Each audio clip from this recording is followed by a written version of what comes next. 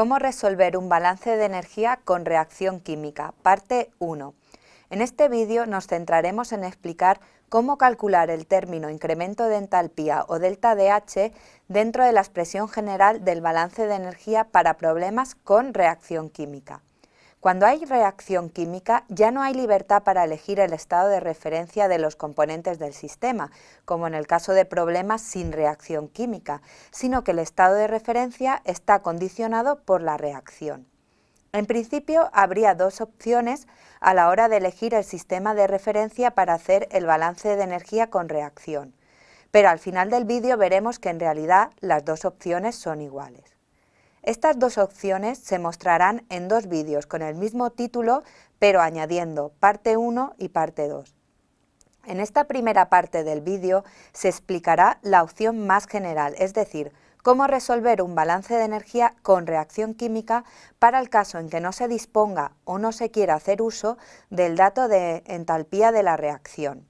En el vídeo de la parte 2 se mostrará cómo hacer balances de energía con reacción, en la situación particular de que se disponga de la entalpía de reacción y se quiera hacer uso de este dato. La forma más práctica de abordar esta cuestión será realizando un balance de energía con reacción e ir explicando los detalles conforme aparecen. Vamos a aplicar los dos métodos a un ejemplo particular, la combustión del butano gas con aire.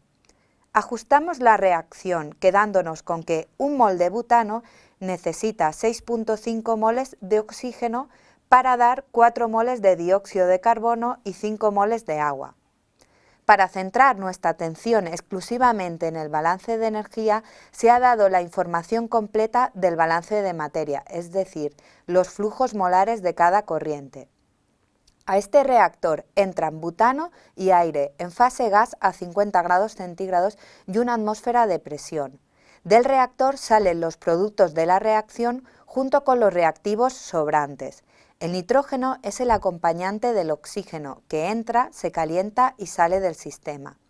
Empecemos ya con la opción 1, es decir, cuando no se dispone del dato de la entalpía de reacción o no se quiere hacer uso de este dato. Para esta opción se utilizarán las entalpías de formación de aquellos compuestos que intervienen en la reacción. Existen tablas de calor de formación muy completas, con muchos compuestos, donde la información se suele facilitar a 25 grados centígrados y una atmósfera de presión, aunque también hay veces que los datos están referidos a 20 grados centígrados. El cálculo del término delta de H dentro del balance de energía para este sistema en continuo se obtiene a partir de la ecuación que se muestra. La explicación que aquí se da está destinada a alumnos de primer curso de Ingeniería Química, así es que se expondrá de una forma muy estructurada para que el alumno coja la sistemática. Por esta razón es conveniente rellenar la siguiente tabla para ordenar el cálculo que se va a realizar. En la primera columna se escribirán las sustancias que intervienen en el proceso y la fase en la que están.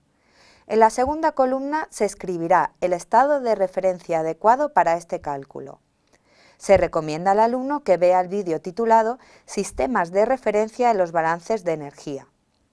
Luego se dispondrán columnas donde se indicarán los flujos de entrada y salida y sus entalpías específicas que habrá que calcular. Aquí se muestran ya rellenas las celdas del balance de materia, es decir, se han escrito los flujos molares de cada componente en su celdilla correspondiente. Es importante apreciar que no todo el butano se quema, sino que hay sobras de este reactivo, que salen por la salida del reactor. Es por ello que la conversión del reactor no es del 100%. Tal y como se observa en la fórmula que debemos aplicar, el flujo molar de entrada se multiplicará por su entalpía específica y lo mismo para la salida.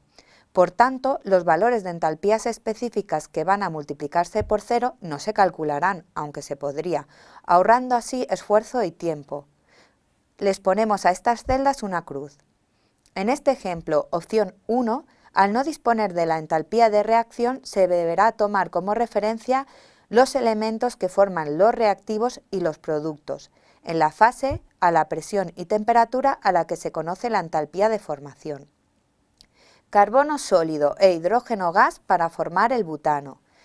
Carbono sólido y oxígeno gas para formar el dióxido de carbono. hidrógeno gas y oxígeno gas para formar agua. El oxígeno no necesita formarse, puesto que él forma parte del sistema de referencia, es decir, ya está formado. Para calcular las entalpías específicas de los reactivos y de los productos a partir de esta referencia, habrá primero que formar cada sustancia a partir de los elementos. Para ello hacemos uso de las entalpías de formación. De ahí que se haya elegido este sistema de referencia, que puede resultar algo extraño para un principiante. Para estas sustancias que intervienen en la reacción no hay libertad de elección. Para las sustancias que no intervienen en la reacción, los inertes, sí hay libertad para elegir el sistema de referencia que se desee, que obviamente deberá ser el que más tiempo y esfuerzo ahorre. Puestos a elegir, se opta normalmente por las condiciones de entrada o las de salida, para así evitar calcular uno de los dos. Pongamos que las referencias son las condiciones de entrada, por tanto, la entalpía específica del flujo de nitrógeno a la entrada es 0. Ahora se rellenarán el resto de celdillas libres en la tabla. Para ello, se calcularán las entalpías específicas de cada sustancia, tanto a la entrada como a la salida. El cálculo que sigue es rutinario y por ello se explicará de forma rápida, aunque el alumno debe tener en cuenta que el cálculo hecho a mano le llevará algunos minutos. Se aconseja, por tanto, poner el vídeo en pausa para cada sustancia y hacer los cálculos para compararlos con los que se va a proyectar. Empecemos por el cálculo para el butano de entrada. Del camino directo no tenemos datos, así que se seguirá un camino alternativo para el que sí disponemos de información. Desde el sistema de referencia, condicionado por el hecho de tener una reacción química, hasta las condiciones de entrada hay dos cambios. Primero hay que formar el butano y luego hay que cambiarle la temperatura. Como la entalpía es una función de estado, el cálculo de su valor no va a depender del camino elegido. Valores de entalpías de formación se pueden encontrar en muchas fuentes bibliográficas, por ejemplo, en la tabla B1 del libro de Felder y Rousseau. Se encuentra que la entalpía de formación del butano gas es menos 124.7 kilojulios por mol. Tras haber formado butano gas, habrá ahora que añadir un cambio de entalpía, debido a que la sustancia formada y las condiciones de entrada están a una temperatura distinta. Ecuaciones de la capacidad calorífica pueden encontrarse tabuladas en el libro de Felder y Rousseau en forma de polinomio. Para este caso del butano gas, la ecuación de C sub P en kilojulios por mol y Kelvin es el polinomio que se muestra. Por ser un vídeo enfocado para alumnos de primer curso, se recuerda cómo hacer la integral definida de C sub P. Al hacer esta integral para el butano gas entre 25 y 50 grados centígrados, da como resultado 2.56 kilojulios por mol. Por tanto, el valor de la entalpía que vamos buscando será la suma de menos 124.7 kilojulios mol más 2.6 kilojulios mol, que da como resultado menos 122.1 kilojulios mol. Este valor se escribe finalmente en la tabla. Para el butano de salida, el cálculo sería muy parecido. Tan solo hay que cambiar el valor de la temperatura en la casilla correspondiente a las condiciones de salida del gas, o lo que es lo mismo, la temperatura en el límite superior de la integral. Es importante advertir que el límite inferior de la integral es el mismo de antes, el de la temperatura de referencia. Por tanto, para el butano en la corriente de salida, la entalpía específica calculada es menos 88.2 kilojulios mol. Este valor se escribe en la tabla. Ahora, para el oxígeno gas de entrada, habría que hacer exactamente lo mismo, pero al coincidir el oxígeno formado con las condiciones de la referencia, la entalpía de formación en este caso es 0. Este hecho suele memorizarse con la práctica, pero no es necesario hacerlo. Si por olvido se consultaran las tablas, leeríamos una entalpía de formación igual a 0. Por tanto, la entalpía específica coincide con la integral de C sub P. Resolviendo la integral nos sale que la entalpía específica del oxígeno en la corriente de entrada es de 0.74 kilojulios mol. Este valor puede llevarse a la tabla. Para el oxígeno, gas de salida, tendremos una expresión de la entalpía específica muy similar a la de las condiciones de entrada, es decir, tan solo cambia la temperatura de entrada por la de salida. El resultado de la integral es de 8.47, que ya se puede llevar a la tabla.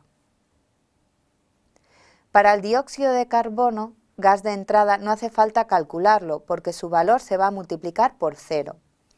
Para el dióxido de carbono, gas de salida, habrá que primero formar la sustancia y luego cambiarle la temperatura, tal y como se ha mostrado para el butano. La entalpía específica que se obtiene para el dióxido de carbono a la salida es de menos 381.9 kJ/mol, que se añaden en la tabla. Para el agua vapor de entrada, y al igual que en el caso del dióxido de carbono de entrada, no hace falta calcular la entalpía específica, puesto que su valor va a multiplicarse por 0. Para el agua vapor de salida se plantea el cálculo igual que antes, formación y cambio de temperatura. Haciendo los cálculos obtenemos un valor de entalpía específica de menos 232.3 kJ/mol, que ponemos en la tabla. Finalmente nos queda el nitrógeno. La entalpía específica a la entrada no será necesario calcularla, puesto que coincide con la referencia y su valor es 0. Para las condiciones de salida sí es necesario calcularla a partir de la referencia. Como el nitrógeno no interviene en la reacción, la temperatura de referencia no tiene por qué coincidir con la temperatura de la entalpía de formación. El resultado de la integral que se muestra es de 7.39 kJ/mol. Este valor se llevará a la tabla. La ecuación que se va a emplear para el cálculo del delta DH en esta opción 1 es la misma expresión que para el caso de resolver un balance de energía sin reacción química. Para el ejemplo que estamos tratando, el valor de delta DH resulta de menos 425.192 kJ/hora, que corresponde al cálculo con la opción 1. Para el cálculo de delta DH según la opción 2, se hará uso del dato de entalpía de reacción. Esta opción se explicará con detalle en la parte 2 de este vídeo. Conviene ahora, sin embargo, hacer una observación importante. Justo aquí podría finalizar este vídeo sin necesidad de una parte 2, ya que se puede hacer cualquier balance de energía con reacción química. Con este ejemplo acabamos de ver que no es necesario hacer uso de la entalpía de reacción para encontrar el valor de delta DH. Sin embargo, se ha preparado la parte 2 de este vídeo que muestra la opción 2 para aquellos alumnos que quieran ver otra alternativa para sistemas con reacción química. La ventaja de usar esta segunda opción es que con el uso de la entalpía de reacción se reduce el tiempo de cálculo, como se verá al resolver el mismo problema anterior.